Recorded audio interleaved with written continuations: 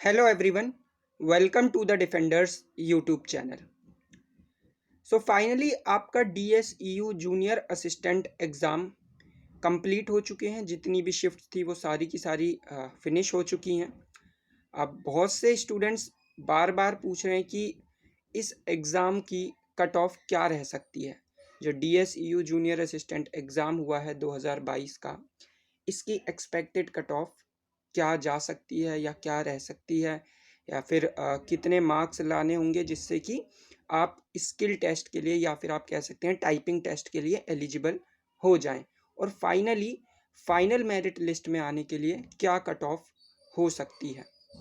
तो इन सभी पॉइंट्स पर एक एक करके डिस्कस करेंगे कि कितनी कट ऑफ आपको चाहिए जो कि आपका स्किल टेस्ट के लिए आप कट ऑफ क्लियर कर पाएँ, और कितने मार्क्स चाहिए कि आप फाइनली सिलेक्ट हो जाएं इस पोस्ट के थ्रू। तो देखिए, जो DSEU एग्ज़ाम है, ये जो लिया गया एग्ज़ाम है, बेसिकली इसकी कट ऑफ या किसी भी एग्ज़ाम की कट ऑफ दो तीन फैक्टर्स पर डिपेंड करती है। उसमें जो इम्पोर्टेंट फैक्टर्स आते हैं, पहला तो आता है आपका नंबर ऑफ वैकेंसीज़। ठीक है, नंबर ऑफ वैकेंसीज़ यानी कि कितनी वैकेंसीज़ इस पर्टिकुलर पोस्ट के लिए निकाली गई हैं। तो वैकेंसीज़ ज़्यादा होती हैं तो कट ऑफ थोड़ी कम रहती है, और अगर वैकेंसीज़ कम होती हैं तो ऑब्वियस सी बात है कट ऑफ थोड़ी सी हाई जाती ही है। दूसरी इम्पोर्टेंट चीज़ होती है कि नंबर ऑफ़ कैंडिडेट्स, कितने लोग उस एग्ज़ाम के को देने के लिए बेसिकली तैयारी कर रहे हैं, कितने लोगों ने उस एग्ज़ाम को दिया। ठीक है, तो नंबर ऑफ़ कैंडिडेट्स भी यहाँ पर मैटर करता है। उसके अलावा एक तीसरी चीज़ होती है जो कि है आपका एग्ज़ाम लेवल। ठीक है, एग्ज़ाम का क्या लेवल रहा है।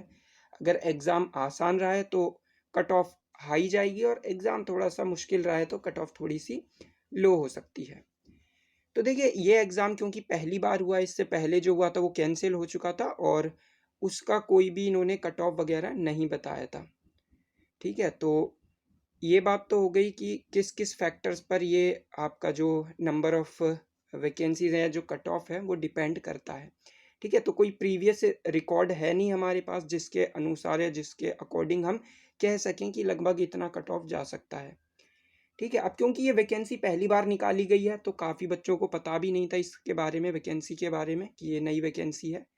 तो इसीलिए उतने ज़्यादा फॉर्म्स फिलअप नहीं हुए थे। मुझे एक डेटा पता चला है जिसमें अराउंड 45,000 के आसपास लोगों ने फॉर्म फिल किया था, और लगभग 20,000 के आसपास अपीयर हुए थे कैंडिडेट्स इस एग्ज़ाम को देने के लिए। ठीक है, तो 20,000 लोग अपीयर हुए थे, और अगर मैं वैकेंसीज़ आपको बताऊं तो वैकेंसीज़ थी टोटल 49। पहले 42 थी, लेकिन फिर बाद में 7 वैकेंसीज़ बढ़ गई थी, तो 49 टोटल नंबर ऑफ वैकेंसीज़ हो गई थी। इसके अलावा अगर एक और जो इम्पोर्टेंट चीज़ है वो है कि कितने नंबर ऑफ़ कैंडिडेट्स ये सिलेक्ट करेंगे या फिर बुलाएंगे स्किल टेस्ट के लिए।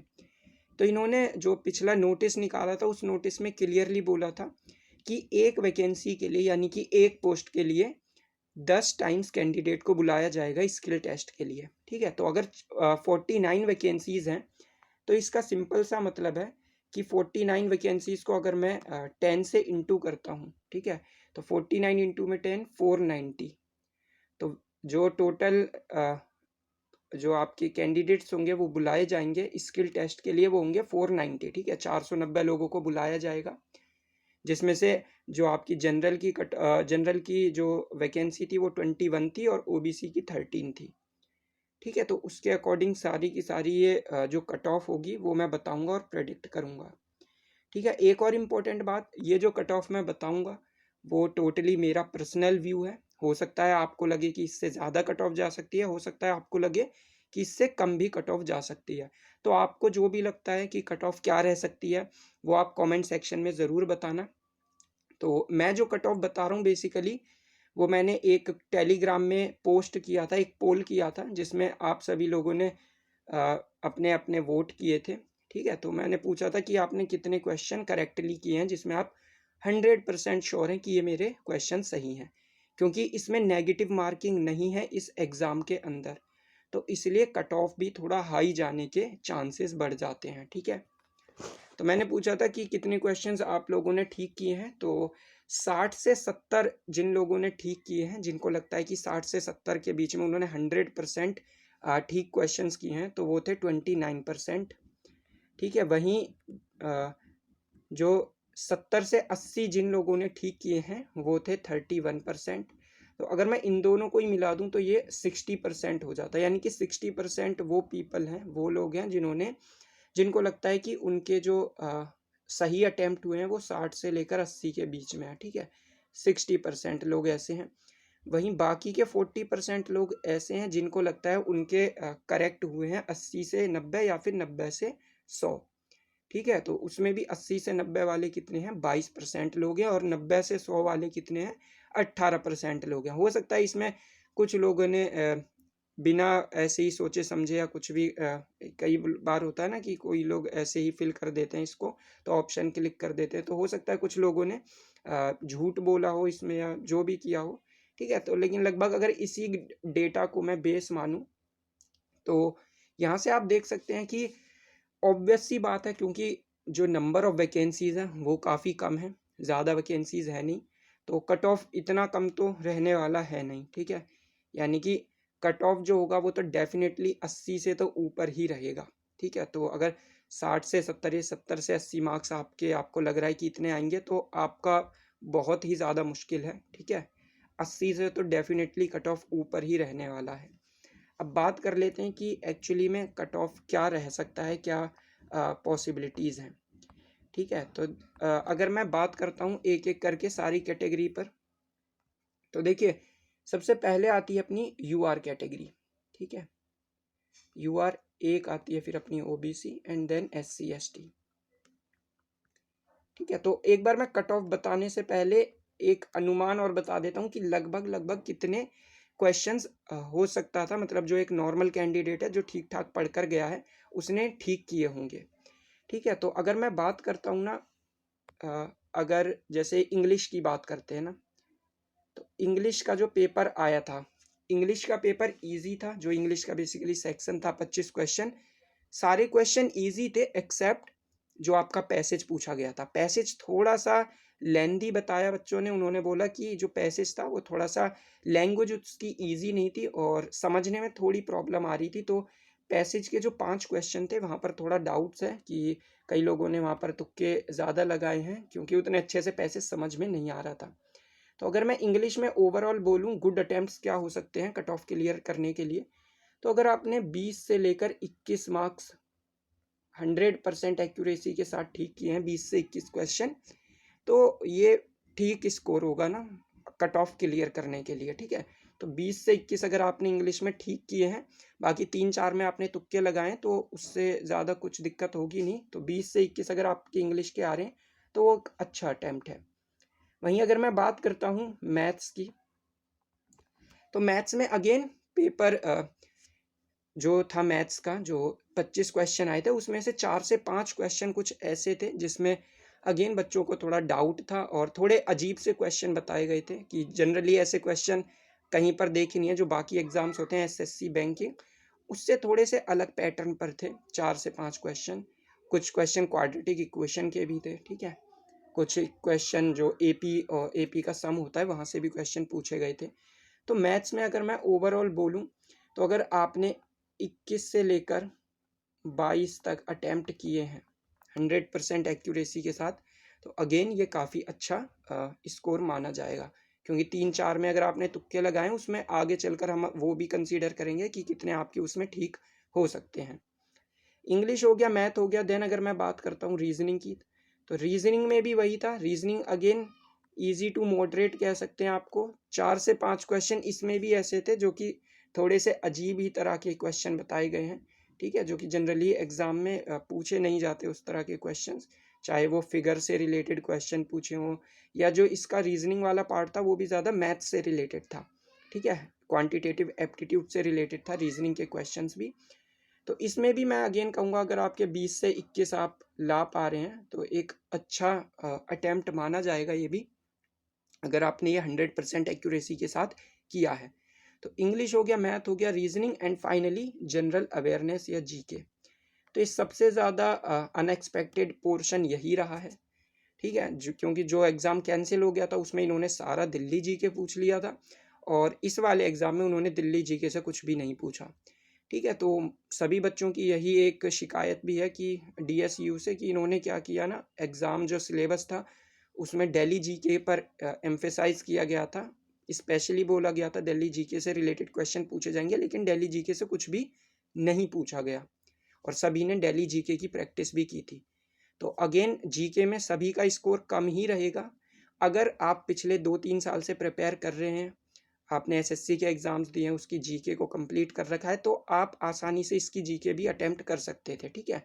लेकिन अगर आपने सिर्फ और सिर्फ दिल्ली जीके पढ़ कर गए थे तो उसके बिहाफ पर तो आपका जीके में स्कोर काफ़ी कम रहा होगा, ठीक है। तो जीके में अगर मैं बोलूँ तो अगर 100% एक्यूरेसी के साथ आपने 15 से लेकर 18 क्वेश्चन किए हैं 100% एक्यूरेसी के साथ, तो अगेन ये मैं एक गुड स्कोर मानकर ज़रूर चलूँगा इसको, ठीक है।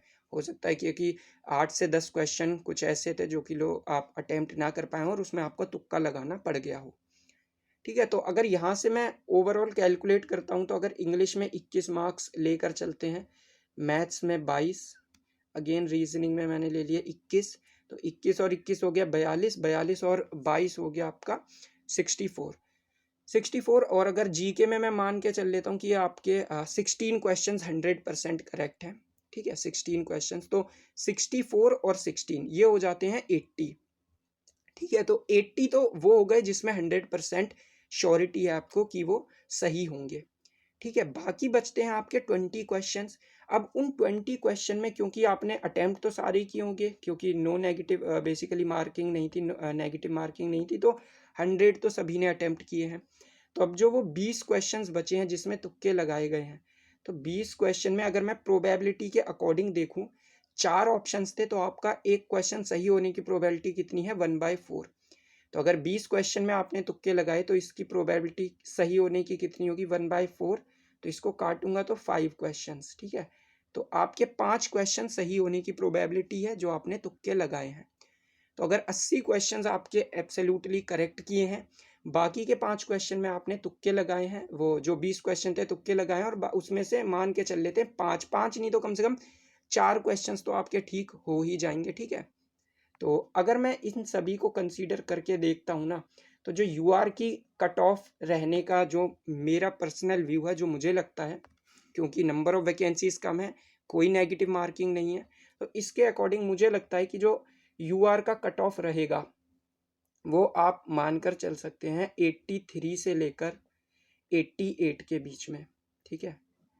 ये आप देख सकते हैं कि यूआर का जो स्किल, अगेन मैं बोल रहा हूँ ये सिर्फ और सिर्फ टाइपिंग के लिए मैं बता रहा हूँ कट ऑफ, ठीक है। टाइपिंग की कट ऑफ की टाइपिंग के लिए आप एलिजिबल हो जाएंगे, उसकी कट ऑफ 83 से 88 के बीच में रह सकती है। ओबीसी के लिए अगर मैं बताऊँ तो यही आप मानकर चल सकते हैं 80 to 85 ओबीसी के लिए रह सकती है, और हो सकता है ओबीसी के लिए इससे कम भी हो जाए। क्यों?